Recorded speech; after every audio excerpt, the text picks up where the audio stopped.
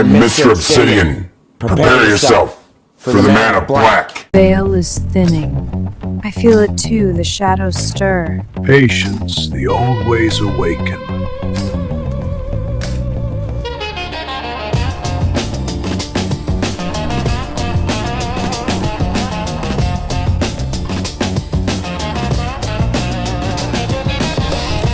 The alignment is upon us. We must act.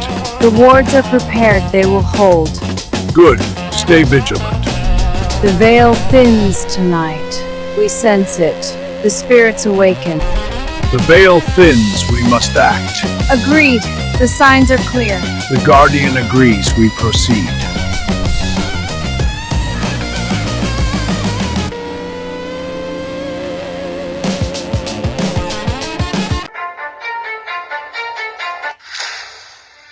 Welcome to the fucking show.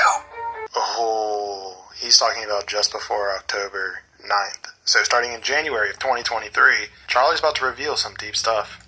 It's not an exaggeration. This judicial stuff, there were hundreds of thousands of Israelis taking to the streets because Bibi Netanyahu was basically redefining the Israeli constitution.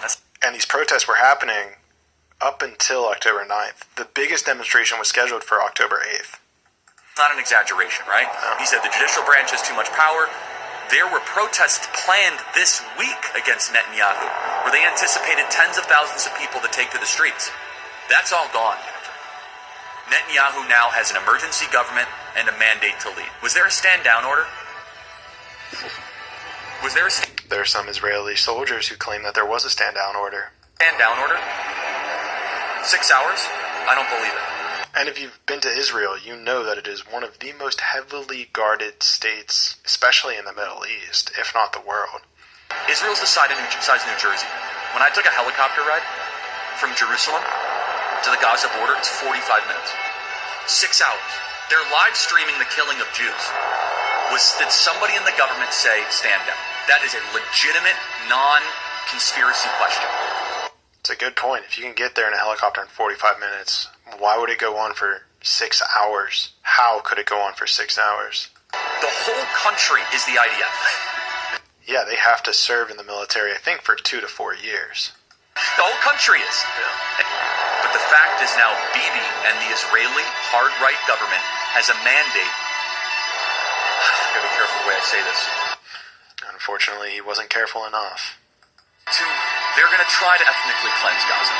Okay? They're talking about basically removing 2.5 million people from there. Okay? I got pretty close to there. And honestly, they have a mandate to go seek justice and revenge. They do. We're going to talk about the Hannibal Directive, possibly? This idea that they need to have a truce or a peace treaty, that's morally crap after you see women and children be burned alive and dragged to the streets. Could be by their own people, too. The Hannibal Directive's out there. Just saying. But there are some serious questions here, Patrick. And let me tell you, my pattern recognition over the last 5 years... Well, hold on. Pattern recognition is racist, so you can't use pattern recognition. Not allowed to do that. Yes, that was sarcastic. ...has become pretty sharp. COVID, Maui fires, Epstein. When I see a story and it doesn't click... Our guts are usually right. Not to mention that he was losing Jewish donors. He was saying stuff that were pissing off Jewish donors. I mean, check in with your gut. Does it all stick? Who has the biggest to gain from him? All across the internet. And American politics is not going to be the same after this weekend. That's not hyperbole. This is not just a hook. And I don't really know where to start.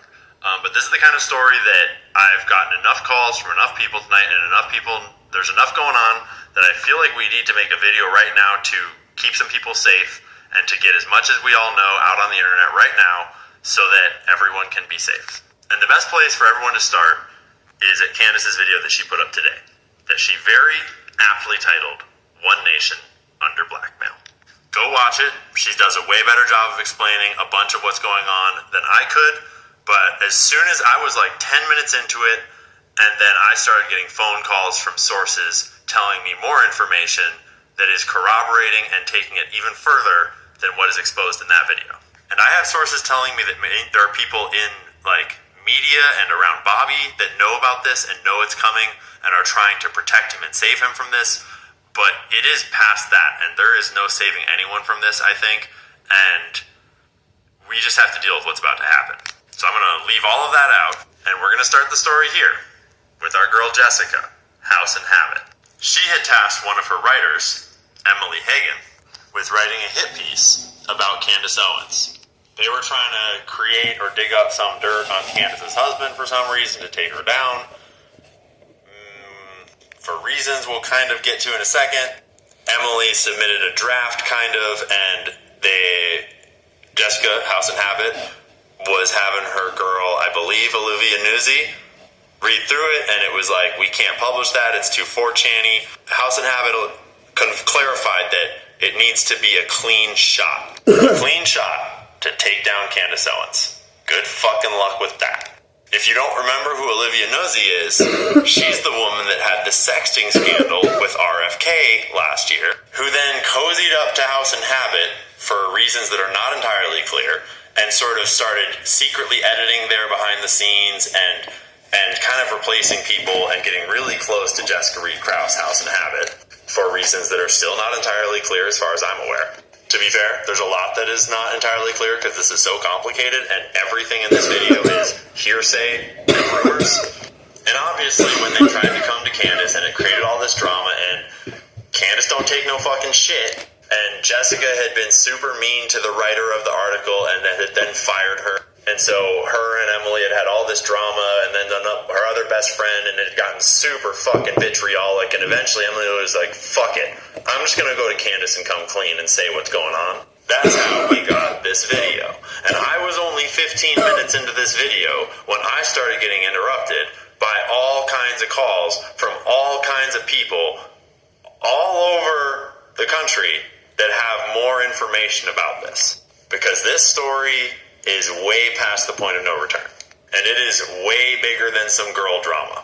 So at the second Trump-Butler rally in July of last year, House and Habit was hanging out with some of the people that I know and apparently receiving a bunch of phone calls all about this blackmail situation with the Olivia Nuzzi sexting scandal. And while she was taking calls, she was kind of filling them in excitedly on the story as she was getting it, kind of as though she was going to write a piece about it. And what they were told is that it was many, many, many, many instances of recorded video sexting stuff. They were told in some form that Olivia Nuzzi's husband was in on recording it, whether that is him tapping her phone or her and him as a husband-wife couple kind of targeting him. I mean, Olivia Nuzzi did insert herself into the RFK campaign, and then all this stuff happened. And then when I was at Rescue the Republic event just a few months later, I was hearing all kinds of rumors, and a lot of people were hearing rumors about dick pics that were apparently coming out that never came out. I suspect that that was a misunderstanding of this story sort of being kind of rumored around.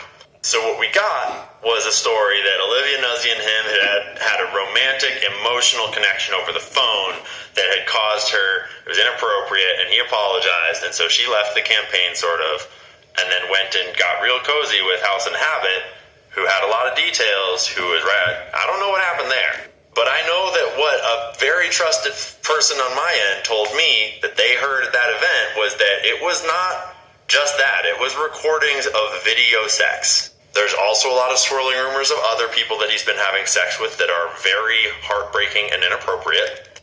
But I started to wonder, who might Olivia Nuzzi and possibly her husband, who, if they had had that, who might they have passed such blackmail to? Either sold it or been sent by some group.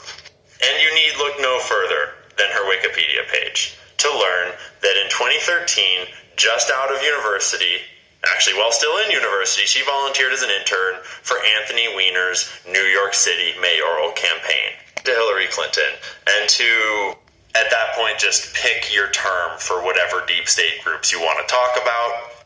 That blackmail could be anywhere by now, but I think we all know who has it. And Candace certainly knows who has it. That we're all doing at the moment is pretending that RFK Jr.'s unflinching loyalty and, quite frankly, his fear of saying anything negative about Israel. And it was an unprovoked attack, which, like, come on, give me a break. An attack from Gaza against Israel is unprovoked, and then you said we have to support them in whatever it takes. Well, look, sir, we're watching it right now. This is whatever it takes. And just to clarify, there's a lot of other evidence that Israel and Israel-aligned people are involved in having this blackmail, but I don't want to get into details just yet because that would kind of compromise some of the journalists that are currently a little at risk. Right now, Bobby's own staff around him, they know this, and they have been trying to find the handler that's close to him, because it must be very close in order to be managing his tweets and managing his appearances and everything he's doing. And it sounds like there's a lot of people that are trying to protect him from this coming out, but it is already coming out. Journalists are all in connection, and we are all talking, and we all know the story, and we have all shared it already, and we are all location sharing with each other, and we are looking out for each other. And so Emily Hagan is protected, and we are watching her, and we have her location shared, and she's already put her stuff out on the internet. But if anything were to happen, no more unaliving people, motherfuckers. and we will know who did it. There are releasing the list of Jeffrey Epstein's clients? Will that really happen? It's sitting on my desk right now to review. That's been a directive.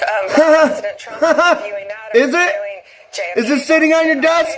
That's all in the process of being reviewed because that was done at the directive of the president from all of these agencies. So have you seen anything? Is it on your desk? Oh my gosh. Not yet. No? Not on your desk? Well, we'll check back.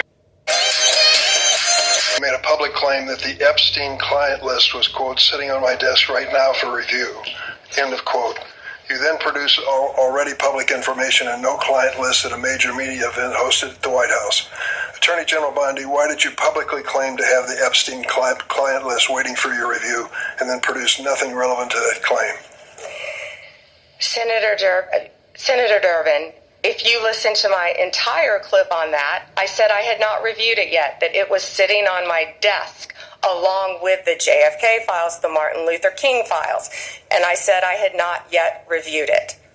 And if you see our memo on Epstein, you will see, excuse me, our memo on Epstein clearly points out that there was no client list.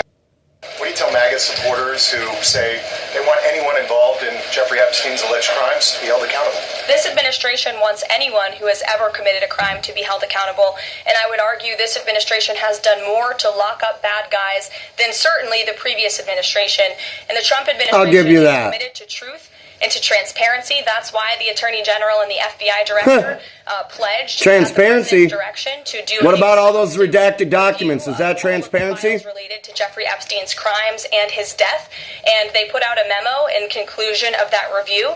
There was material they did not release because, frankly, it was incredibly graphic and it contained child porn. Confusion regarding the Epstein document saga can be traced to Pam Bondi. Back in February of 2025, Bondi was the driving force behind a document release that ultimately ended up being wildly controversial for a few reasons. In addition to the fact that nothing really new was contained in the documents, the House Oversight Committee's task force on the declassification of federal secrets stepped up and said they actually hadn't even reviewed the documents. As for the scale of the release, the copies were contained in a single 3-ring binder. Bondi replied to criticism with promises that it was only the tip of the iceberg, and that there was so much information being lined up for release that it was still being scrutinized. When specifically asked by Fox News if there were plans to release a list of Jeffrey Epstein's clients, Bondi responded, It's sitting on my desk right now to review. That's been a directive by President Trump. In March, Bondi doubled down, claiming in an interview that the Biden administration sat on the documents and were willingly dishonest about their contents. Then, in early July, a memo was released by the Department of Justice saying there were no more documents to be released. And now, as we just discussed, she's being asked to release grand jury statements. To review roughly 5.2 million documents related to convicted sex offender Jeffrey Epstein, according to a source familiar with the operation. That's a number much higher. That was all you had? Sure? You sure? Just that 3-ring binder, Pam. Just the 3-ring binder? Just the binder, Pam. Expected to run until January 20th. That's a month after the deadline set by a bipartisan law Congress passed to release all Epstein files. Deputy Attorney General Todd Blanche posting today, required redactions to protect victims take time, but they will not stop these materials from being released. The DOJ... Redactions for victims, huh? For victims? Just the victims. You sure about that? You sure about that, pal? Has already publicly released tens of thousands of documents. President Trump, who's never been accused of wrongdoing... I thought it was just a 3-ring binder, not 5.2 million. Why'd you lie under oath? Why? Why do you keep lying? I said, don't ever do that again. He did it again.